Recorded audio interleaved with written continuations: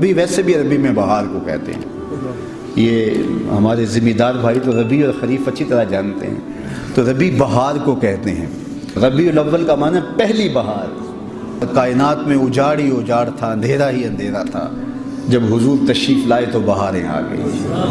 اور موسم بھی اللہ نے منتخب کیا بہار کا، جب کلیاں چٹک رہی تھی، غنچے مہک رہے تھے، کائنات میں بہار چھائی ہوئی تھی۔ یہ اپریل کی 20-22 کی تاریخیں ذرا دیکھیں کہ ان دنوں کے اندر کتنے پھول کھلے ہوئے ہوتے ہیں، تو یہ موسم یہ بہت ہی سہانی، پھول کھلے تھے، کہا محبوبوں کو بہاریں ہی سجتی ہیں،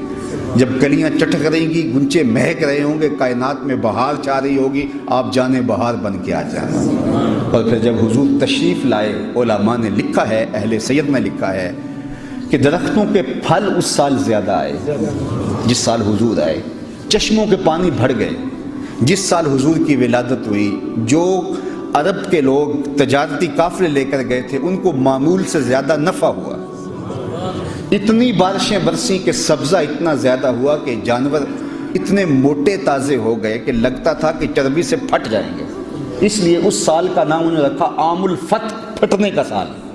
کہ اتنے موٹے تازے جانور ہوئے کہیں پھٹ نہ جائے، تو وہ عام الفتح بھی اس کا نام رکھا، چونکہ سن ہجری کا آغاز تو دور فاروقی میں ہوا ہے، تو پہلے نام رکھتے تھے سالوں کا، تو اس سال کا نام عام الفیل بھی ہے، اور اس سال کا نام ایک سال کے کئی نام مختلف واقعات کی وجہ سے وہ رکھتے تھے، تو عام الفتح بھی اسے کہتے ہیں، پھٹنے کا سال، چونکہ اس قدر جانور فربا ہو گئے تھے، اور اس کا ایک نام اور رکھا انہوں نے، سنۃ الفتح والابتہاج، فتح، کامیابی اور مسکراہٹوں کا سال، چونکہ عرب کے اکثر لوگ اپنے ہاتھوں سے اپنی بیٹیاں زندہ درگور کر دیتے تھے۔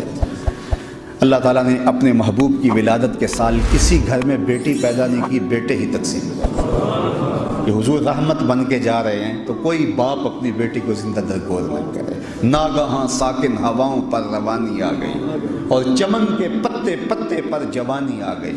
آج زانوئے ازل نے صبح پہ انگڑائی لی، اور مسکرا کر ایک کرن نے ہاتھ میں شہنائی لی، مخزن اسرار قدرت کے امی پیدا ہوئے، غل ہوا دنیا میں ختم المرسلی پیدا ہوئے، محمد مصطفیٰ آئے، بہاروں پر بہار آئی، زمین کو چومنے جنت کی خوشبو بار بار آئی، خرام ناز پایا آفتابوں نے، ستاروں نے، چٹخ گنچوں نے پائی، داغ پائے لالا زار۔ تو عجیب رنگ تھا، عجیب آہنگ تھا، عجیب جمال تھا، کیفیات کا کیسا جو ہے وہ نور پھیلا ہوا تھا کہ ہر سمت روشنی ہی روشنی اور اجالے ہی اجالے ہو گئے۔ سیدہ آمنہ سلام اللہ علیہا فرماتی ہیں، جب حضور کی ولادت کے لمحے قریب آئے تو آسمان کے ستارے میرے گھر کے اتنے قریب آ گئے کہ مجھے لگتا تھا میرے ویڑے میں گر پڑیں گے۔ اللہ اکبر۔ اور فرماتی ہیں، خرج منی نور ادا لہو قصور الشام، میرے بدن سے پھر ایک نور نکلا، اتنی روشنی پھیلی کہ یہاں مکے میں بیٹھ کے میں نے بصرے اور شام کے محلات دیکھ لیے، اس قدر اجالے پھیلے، اس قدر روشنیاں پھیلی، اور اس میں اختلاف بھی کوئی نہیں، تمام مکاتب فکر کے لوگ اس بات کو مانتے ہیں کہ حضور کی ولادت کے وقت وہ اجالا ہوا تھا کہ بصرے اور شام کے محلات دکھائی دینے لگے تھے، اس قدر انوار پھیل گئے، اس قدر روشنیاں پھیل گئیں، اور ہر سمت اجالا ہی اجالا، شرق کے جانور غرب کی طرف بھاگ پڑے اور وہ غرب کے شرق کی طرف بھاگ پڑے، اور آپس میں ملتے تھے اور ایک دوسرے کو مبارکیں دیتے تھے، مبارک ہو حضور آ گئے، مبارک ہو حضور آ گئے، خوشیاں منائی جا رہی تھی، کائنات پر ایک کیف تھا، کعبہ جھوم رہا تھا، فرشتے جھوم رہے تھے، پورے تقدیس کے رب کی ثنا کے حمد کے گیت گا رہے تھے، کائنات درود و سلام پڑھ رہی تھی، اشجار بھی جھوم کے الفت کے ترانے گا رہی تھی، جنت سجائی جا رہی تھی، جہنم بجھائی جا رہی تھی، کائنات کے اندر ہر سمت حضور کی آمد کا غلغلہ تھا، اجالے ہی اجالے تھے، روشنیاں ہی روشنیاں تھیں، نور ہی نور تھا۔ تو وہ کیسا دن تھا جب کفر اور ظلمت کے اندھیرے ختم ہوئے اور نور ہی نور پھیلا، ظلم، جبر اور استعداد کی سرکوبی کی گئی،